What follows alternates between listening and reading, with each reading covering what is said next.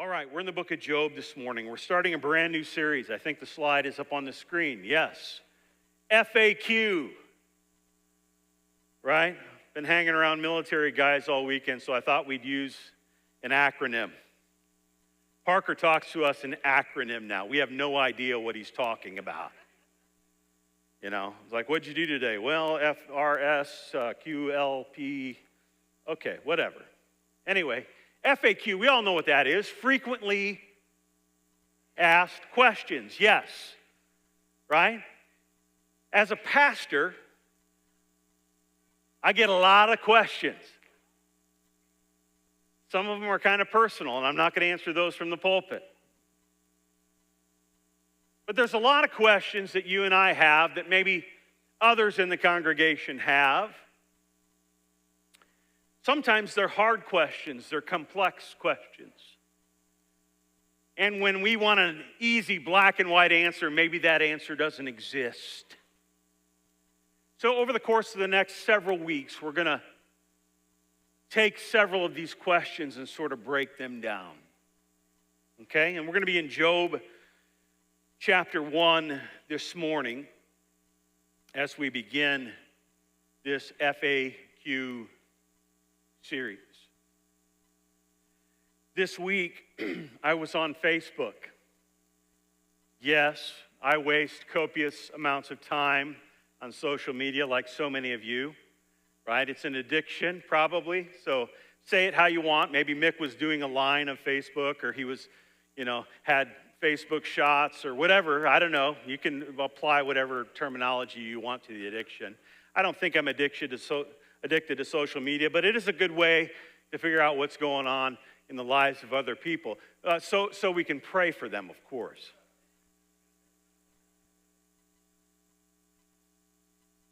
But as I was scrolling through my social media feed, a memory on the page of a dear lady that attended the church that we served on in a pastoral capacity up in Chetek, Wisconsin. A memory of hers appeared on her page and in my feed. And in the memory, there were all kinds of pictures. There were pictures of flowers, bouquets of flowers, flowers in arrangements. There were pictures of children's toys. And there were pictures of a beautiful blonde-haired 2.5-year-old boy in a casket.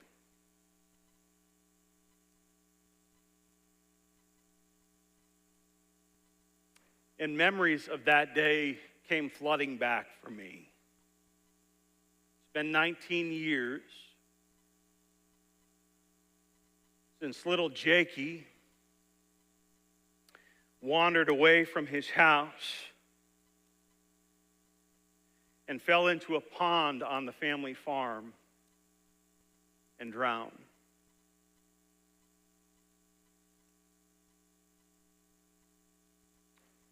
It's one of the hardest funeral services I've ever been a part of. Stuff like that shouldn't happen to a little 2.5-year-old boy. And I can remember like it was yesterday, the funeral director pulling up under the portico of the church and beginning to unload easels and stands to put plants and flowers on and all kinds of things out of his car. And then he poked his head into my office and asked for my help. And together we pulled Jakey's little casket out of the back of the hearse. And we carried it to the front of the church. It was sobering. It was sickening, to be honest. And carefully and skillfully, the funeral director and his team opened the casket and made things as beautiful as they could. And the plants and the flowers and the pictures and the toys were all around. And there little Jakey lay, innocent and beautiful, in the casket. When the family arrived, it was unbearable anguish. Through the whole funeral service, there was wailing. The depth of their loss could not have been fathomed. The sadness and the grief was overtaking them like the darkness. And as I watched all of this, I could not help but think, God, why? Why do you allow bad things to happen to good people? Why little Jake? There's so many older people that are ready to go. And if I'm honest, there's a few people I'd just as soon send to you.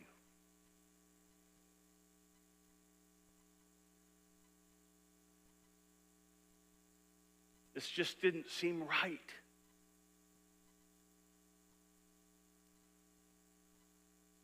Together with the family, we soldiered our way through a very, very, very difficult day. And looming large was the question of why.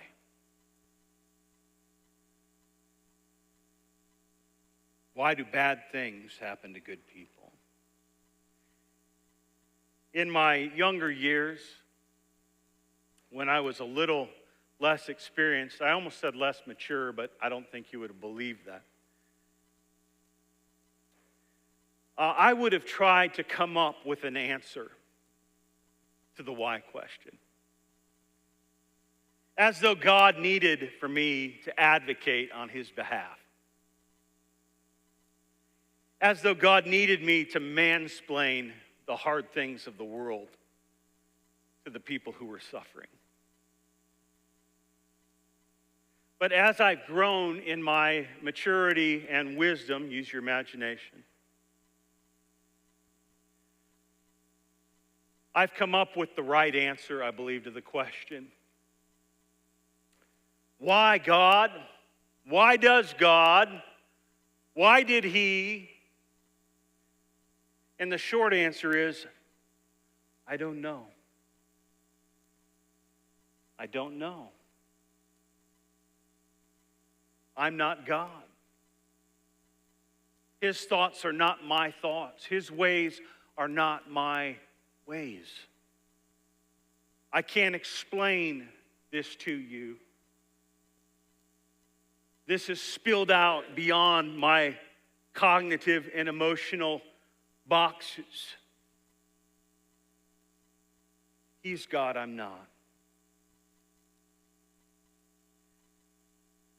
We come to the book of Job.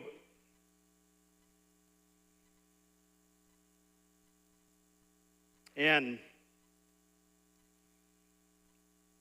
in the story of Job, we see very clearly that the Bible does not dodge this hard question. Right? You can take some time on your own to study through the whole book. I would recommend that, actually. I'm going to read a pretty lengthy text this morning, and I want you just to pay attention. If you have a Bible, I hope you're there. If you don't have a Bible, by the way, if you need a Bible, don't own a Bible, we have Bibles back on the rack back there. They're for the taking. You take one. There's no charge for that. But here's what the Bible has to say in Job chapter 1, beginning in verse 1. It says, there was a man in the land of Uz whose name was Job. And that man was blameless and upright, one who feared God and turned away from evil. What a good report about this dude.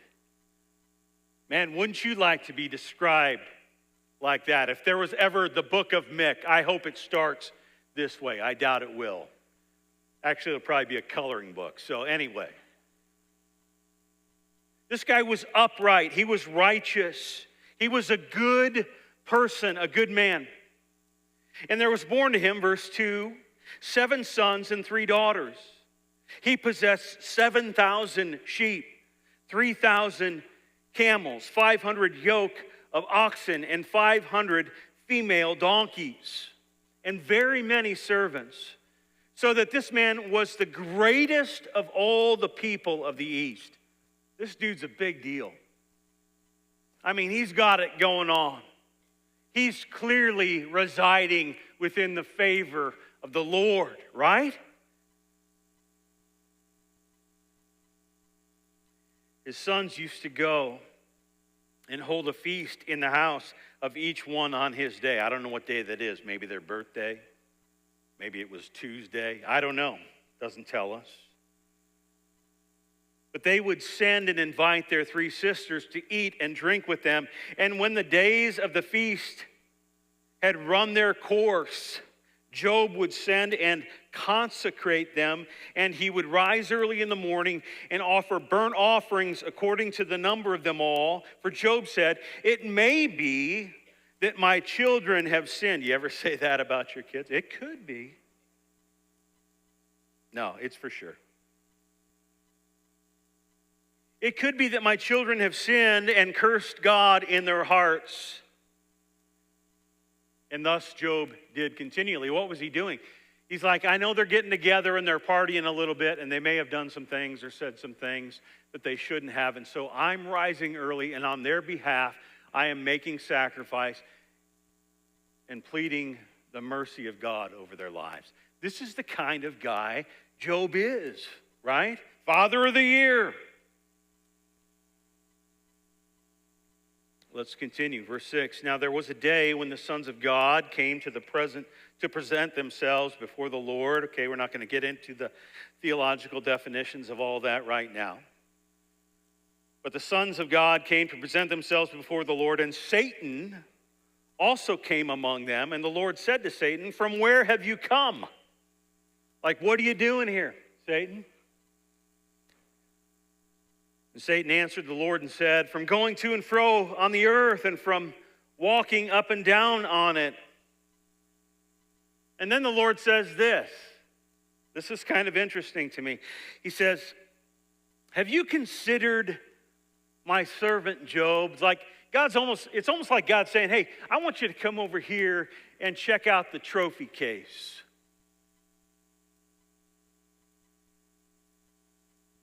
Satan, have you seen this guy Job? There is none like him on the earth, a blameless and an upright man who fears God and turns away from evil. Man, don't you hope God gloats on you like that? What a cool thing. God's saying to Satan, "Hey, have you considered Job?" And then Satan, of course, he's cynical about this. He answered the Lord and he said, "Well, does Job fear God for no reason?" Snarky, snark, snark. "Have you not put a hedge around him and his house and all that he has? On every side? God, aren't you just like insulating him from anything that would hurt him or cause him to struggle a little bit?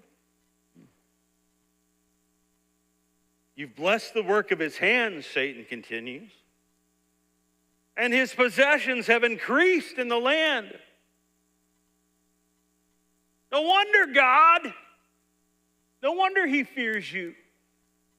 But if you stretch out your hand and touch all that he has,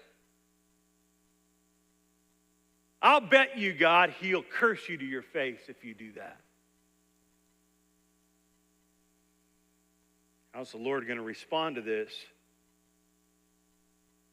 He says, "Well, I'll take the bet." Look at what the text says. Behold, the Lord said to Satan, behold, all that he has is in your hand. Okay? Okay, you think this is the reason that he fears me? This is the reason that he turns away from evil? Okay, go ahead. You can have at Job's stuff. You can have at his beautiful circumstances. Do with it what you want. Only against him do not stretch out your hand. So Satan went out from the presence of the Lord. Woo!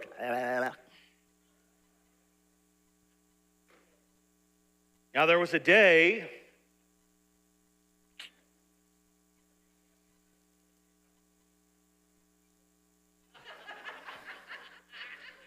you have a sock or something you could put in his mouth? I mean, it'd be great. Okay. Snacks, maybe? I don't know. Something to color. Now there was a day when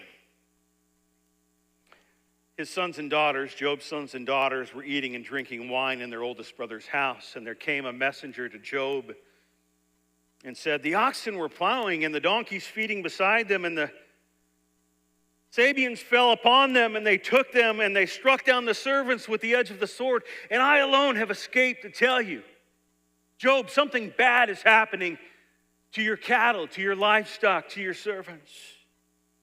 And while he was yet speaking, there came another and said, the fire of God fell from heaven and burned up the sheep and the servants and consumed them, and I alone have escaped to tell you. Okay, this is going from bad to worse all of a sudden. And while he was yet speaking, there came another and said, the Chaldeans formed 3 groups, and they made a raid on the camels, and they took them, and they struck down the servants with the edge of the sword, and I alone have escaped to tell you. And while he was yet speaking, are you kidding me? There came another and said, your sons and your daughters were eating and drinking wine in their oldest brother's house, and behold, a great wind came across the wilderness and struck the 4 corners of the house, and it fell upon the young people, and they are dead. And I alone have escaped to tell you.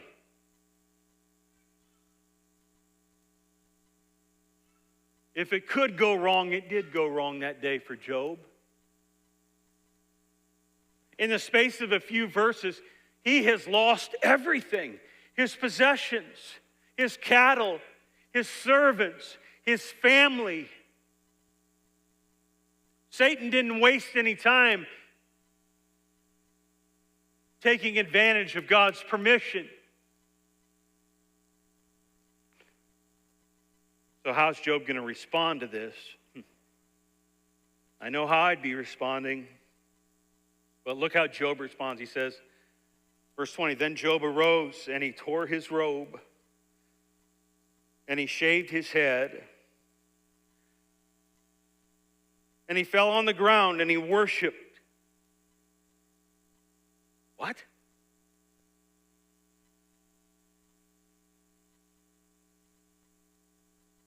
Job, dude, you just lost it all. Worship?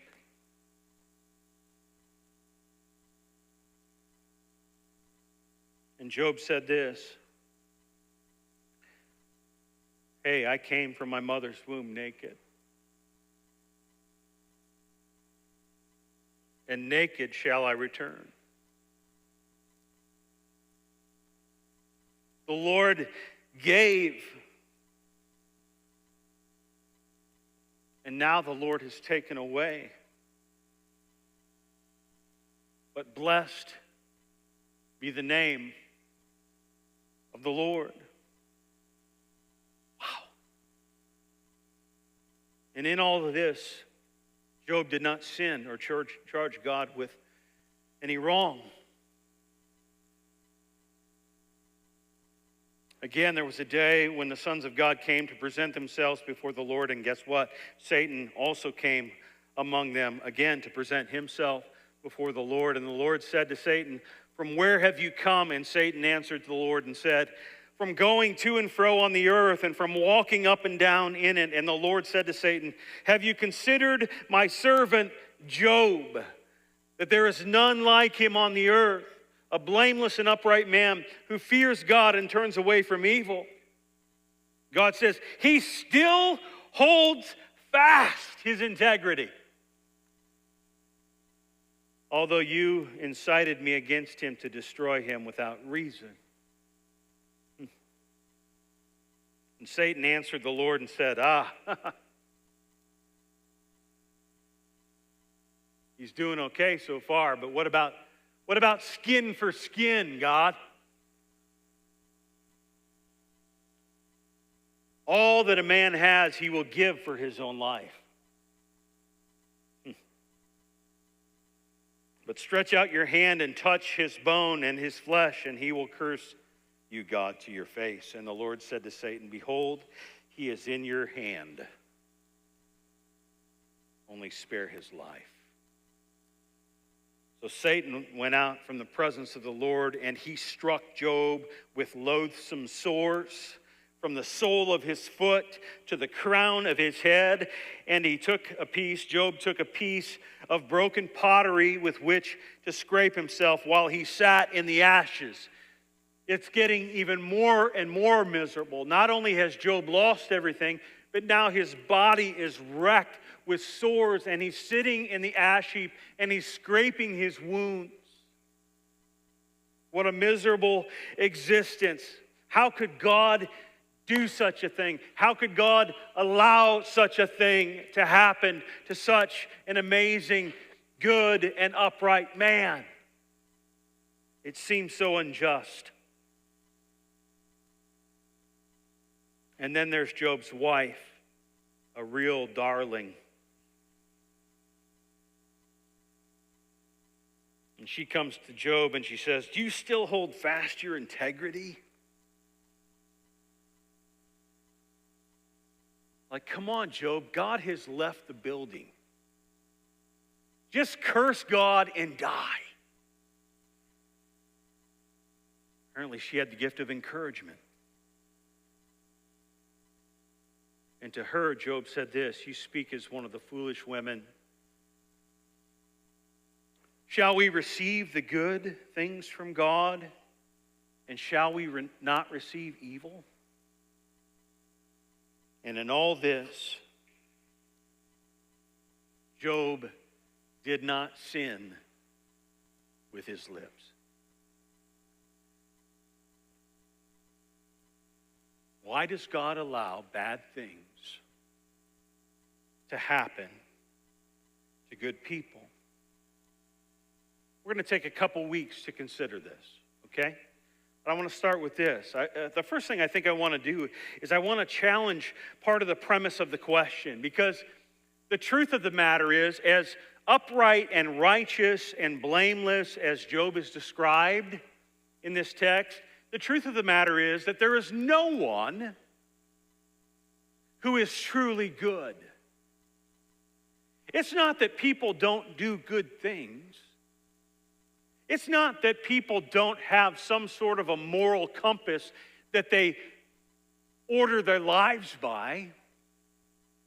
It's not as though people are not helpful, like nobody walks the little old ladies across the street. It's not that. But inherently speaking, there is not a one of us on the face of this earth who can truly say, we are good. So why are you saying that, Mick?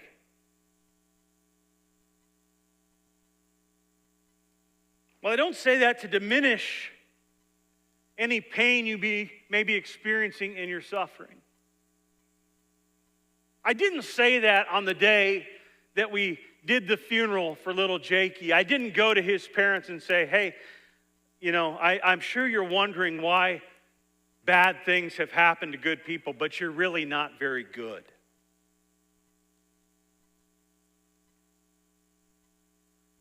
I just think it's something that we need to be cognizant of, because sometimes we get feeling like we're pretty with it, like we're pretty righteous, like we're entitled to the good things that God gives to us.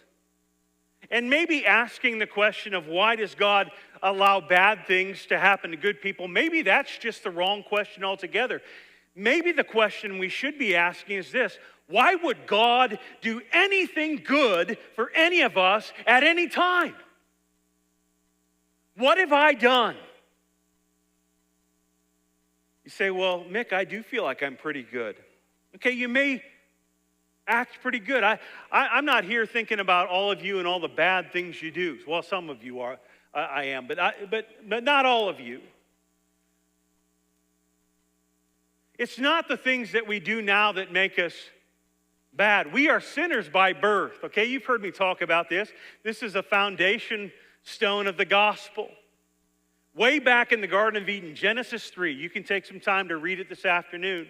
God has created this beautiful garden. He's created all things, and at every step of the process, God stands back and he says, this is good, this is good. He creates man and he creates Adam and Eve, and he says, this is very good. In fact, I've made these people in my image, and it was perfect, and it was peaceful. It was as God intended. And then the serpent came. It was Satan, actually, that came.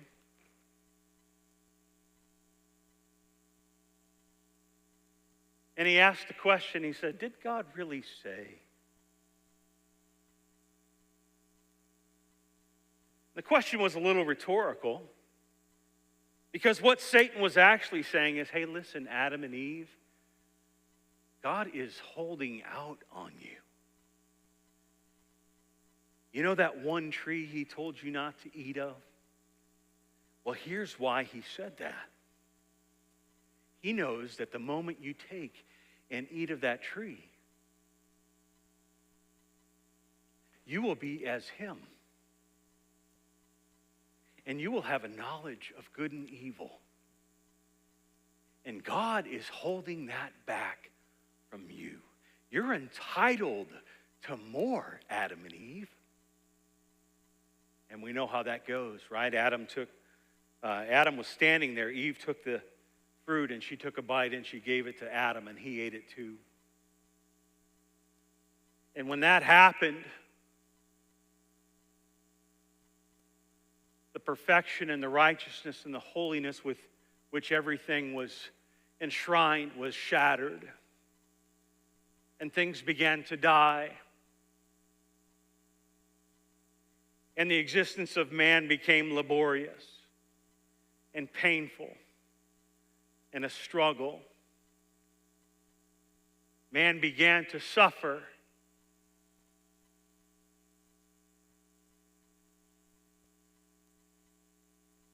So we're not good, actually.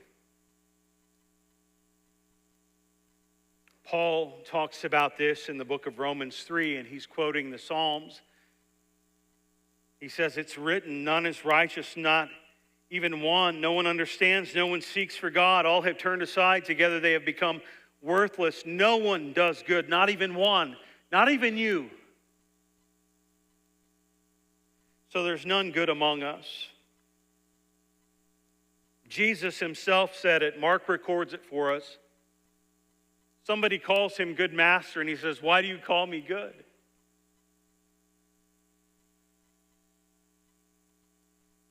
No one is good except God alone. So we're not good. And again, not intended to minimize the pain, but it's intended rather to correct a hidden assumption that good behavior should earn for us somehow exemption from suffering, and it just does not. If that were the deal, that we could be good enough, or that if we were good, we would exempt ourselves from suffering, then nobody would ever qualify. This isn't about blame. It's about resetting our expectations so we're not shaking a fist at a broken deal that was never actually made, that was never actually promised to us. So if you're here this morning and you're suffering in something, maybe it's a diagnosis, maybe it's a terminal illness, maybe it's a loss that you have experienced, and some of you have had some deep loss of late, and I'm aware of that, and we grieve with you. And maybe you're feeling a little bit like this is unjust of God to do this. No, it is just of God. We don't have to understand it. We're not entitled to the answers to the questions why, but we are invited to trust the God who does know the answer. None good. Here's another thought. Sometimes we see suffering and we say to ourselves, you know, when I'm suffering or when I see others suffering, God kind of seems absent. Like as though he has distanced himself from me and my circumstances. Or maybe God doesn't really understand what it is I'm going through. And granted, it feels that way at times. I get that. I'm not here to argue that with you. But listen, what I think we need to think about and understand this morning is that suffering is proof that the world is broken, but it's not proof that God is absent.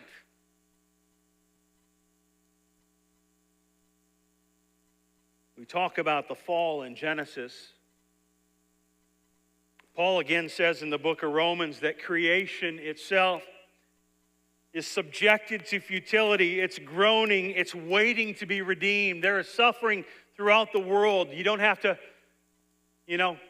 look very far to hear suffering stories or to see people suffering.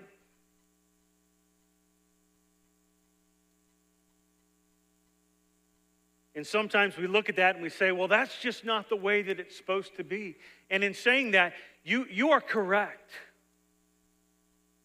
It's kind of like a window. You know, you get up this morning and maybe your windows were fogged up because of the humidity or the smoke or whatever, I don't know. But let's just pretend they were crystal clear. You get up and you look out and you can see through from the inside to the outside. But then let's say you have a rambunctious neighbor and he hits a baseball through the window and it shatters in pieces on the floor. You can still look out and see out, but you cannot say this is how it's supposed to be. Like when they install the windows, they don't say, okay, it's in, and smash it with a hammer so it's on the floor. No, it's got glass, it's sealed. We can see out. That's as it should be. But sometimes the window is broken and we can still see out, but it's not as it should be. And so when we see people suffering or when we ourselves are suffering, it's okay that we recognize or that we even state and lament that things are not as they should be. A 2.5-year-old drowns in a pond. Things are not as they should be.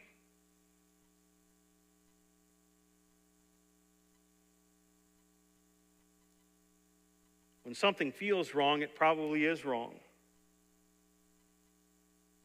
And to say that this isn't how it should be is actually good theology. It's not doubt. Doesn't mean you're doubting God. It just means you're perceptive. Like this isn't what God intended. When he created things, he didn't create sin. He didn't create selfishness. He didn't create suffering. He didn't create the broken windows of life. He created something so much better. And maybe you're saying, well, I'm suffering. I have been suffering, or I see so-and-so suffering. Where in the world is God in this? Does he not see what's going on in my life? Does he not see how much pain I'm in or how I'm in anguish about things? Where is he? You ever feel like that? Like, come on, God. I'm struggling here. I think to the story of Lazarus and the raising of Lazarus from the dead. And Lazarus died, and of course we know his sisters, Martha and Mary, and his friends and everybody that was close to Lazarus was grieving. And they're like, where's Jesus? Where's Jesus? We need him to come. And even when Jesus found out about it, the Bible tells us that he waited. before he came. Like, what are you doing, Jesus? Come on. We need you, man.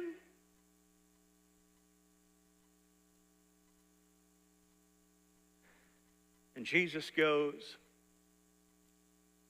He finds Martha and he finds Mary. Actually, Martha comes running out and she meets Jesus. And what does she say to him?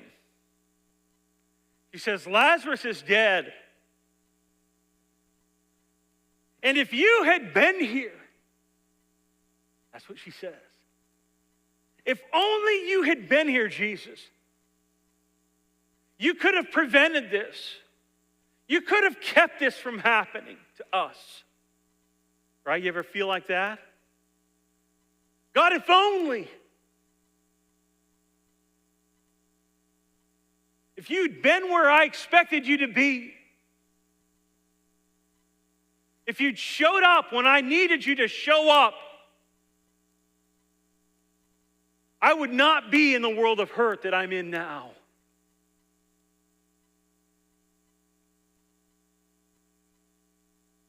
Don't you know, God, what I'm going through?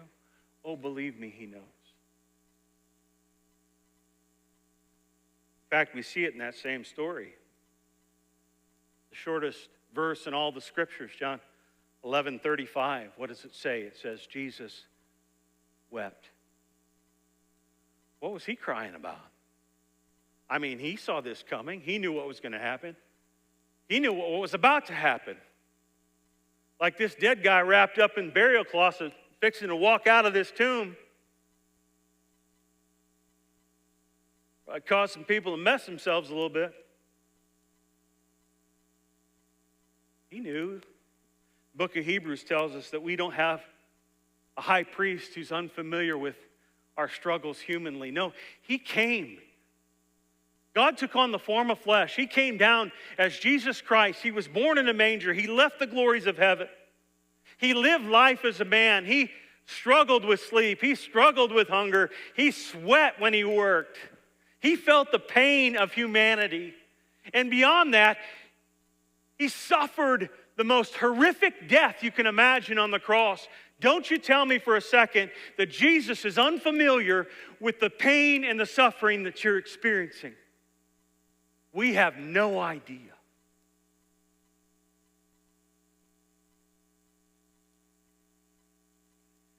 Suffering is not proof that God is absent, but this is what the world tells us, right? Like, hey, I'm Joe Christian and things are going great. Boom, boom, come to church with me. VBS coming up. Happy, happy, happy, happy all the time. And the world around us is like, oh, brother. And then something gets sideways in our life and we feel the pain and we feel the weight and our world comes crashing down and we're falling apart emotionally and maybe even spiritually. And the world says, where's your God now? Just like with Job. Come on, Job. Let's give the God stuff a rest. Good grief, he's taken everything from you.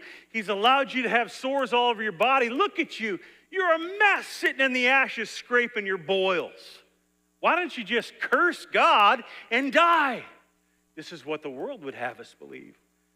You're suffering and God has no clue. Not only that, he doesn't care enough for you to pull you out of the suffering.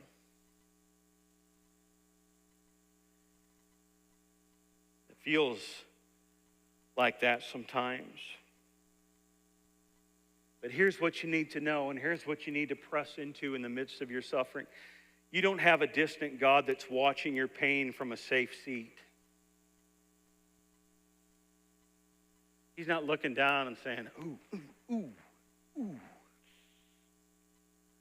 It's not like he's watching an MMA fight happen, and he's like, yeah, go, yeah. He's not some masochist disconnected from his creation, sitting in heaven somewhere, eating grapes and watching us suffer. No, that's not God.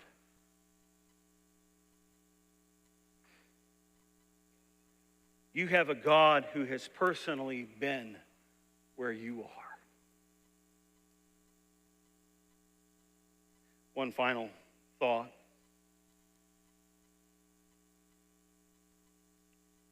Sometimes when we suffer or we see suffering, almost immediately we assume that what's happening is that suffering has come and it's punishment for sin. You ever feel like that? Like, wow, my life is off the rails, and it's because I did this.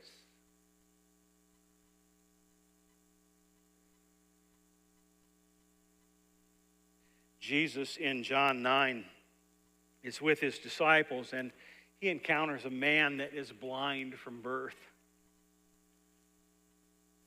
The guy had never seen. He had no idea. Didn't know what anything looked like. Can you imagine that? He's feeling his way around. And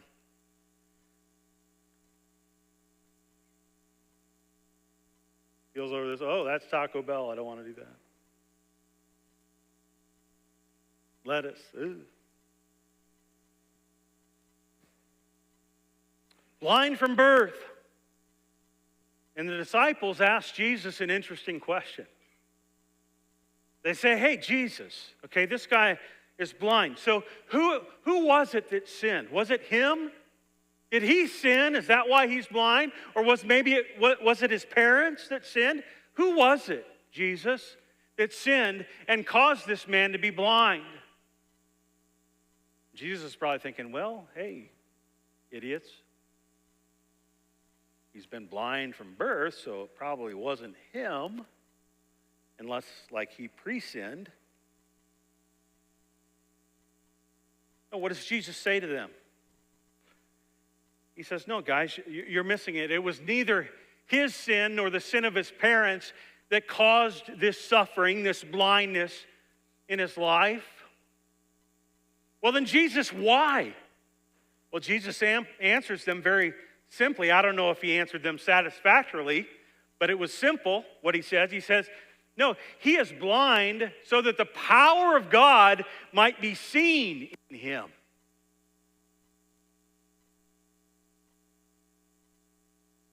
When we see suffering, when we experience suffering, it's easy for us to assume that there's some sort of specific sin involved and I am being punished for something, or they are being punished for something. That was certainly not the case with Job. In fact, in the text that we read, God made it very clear that Job was upright. He was a man that steered himself away from evil.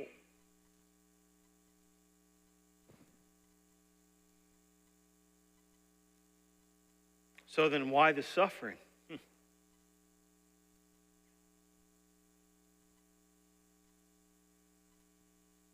The world, again, would look at us if we're suffering and say, well, they must be a hypocrite. They did something to honk God off, and God is not happy. And that might be the world's perspective. Maybe in the church we have a little different perspective. Like, so-and-so's suffering. Put them on the prayer list and talk about it for a while. I wonder what they've done. Well, I've noticed they've had kind of a bad attitude, and maybe God is punishing them for this attitude. Or I saw them over here with so-and-so, and we just kind of jump to these conclusions. Maybe we should stop playing detective with other people's pain, or your own pain for that matter, trying to find the sin that has caused it. Because sometimes there just isn't a direct line, and chasing one adds guilt to grief. If you're suffering this morning, it's not necessarily because you have done something wrong. It's not. Now, I'm not up here to say, hey, there are no natural consequences to our foolish actions. You cannot divorce consequence from action, right? I believe, I don't know, it's probably in the Bible, Proverbs 34 or 35. You've heard it. Play stupid games, win stupid prizes, right? We all do that.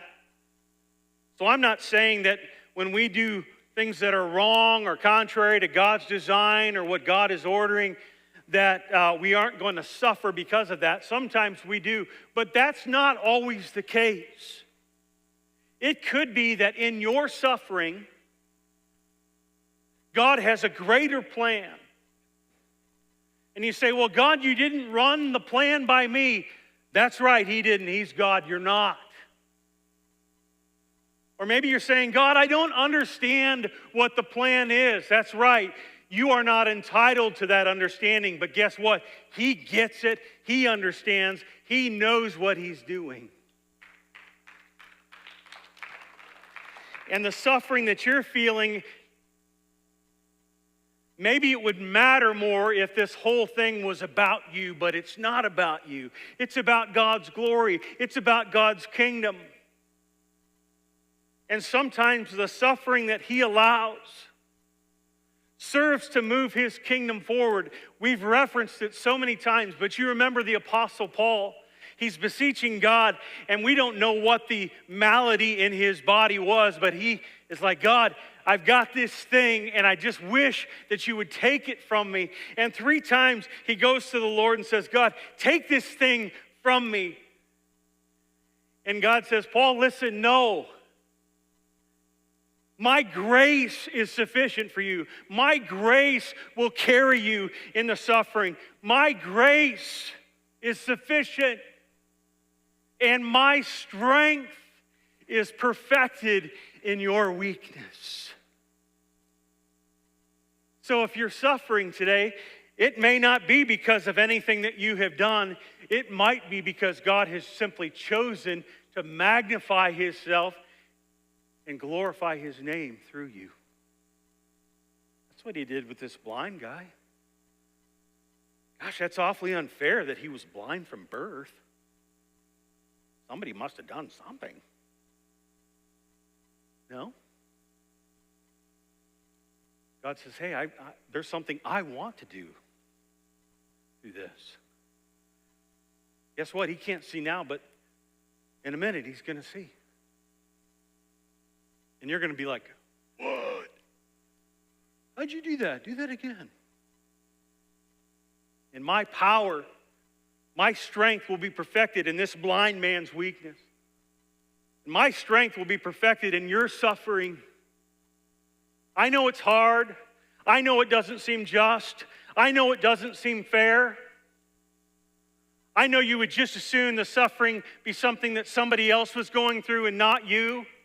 But listen, God can use it. God will use it. We'll talk more about this in the weeks to come. God has redemptive purpose in everything that He does. And the thing that hurts us the most might equip us the best to do the thing that God has called us to do, that is glorify Him and do His bidding.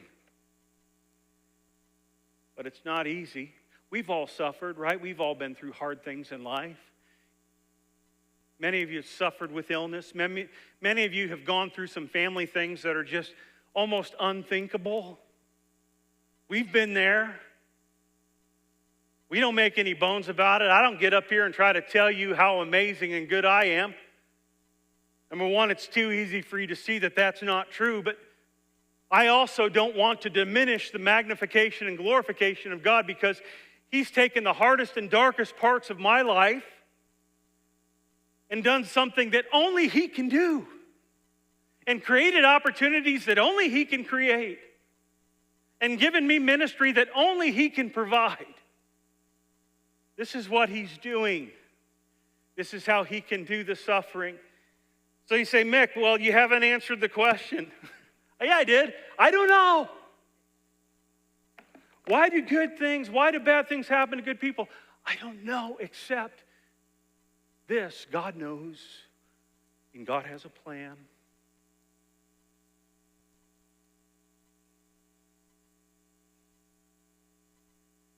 And I'm not the center of the universe.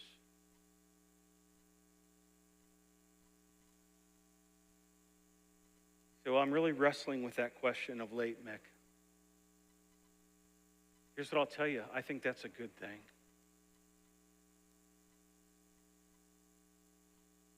I think that's a question that should define a perpetual wrestling match that you and I have.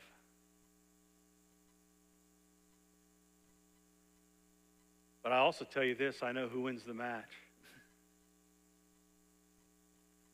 Spoiler alert, it's not you. It's him. Will bad things happen in our lives? You bet. Is it because God doesn't care or he's not here? Or because he invented evil? No.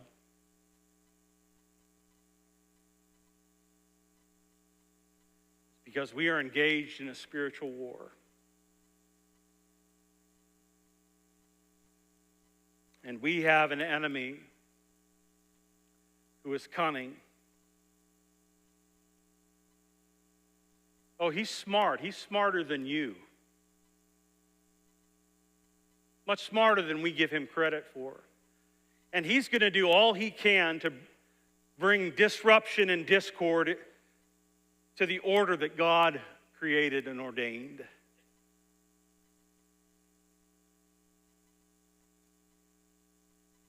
But he's already lost. And someday, Jesus will return, and the old devil's going to hit the bricks, and he'll be gone forever. And the things that we struggle with now, our sinfulness, our suffering, our physical weakness, the maladies,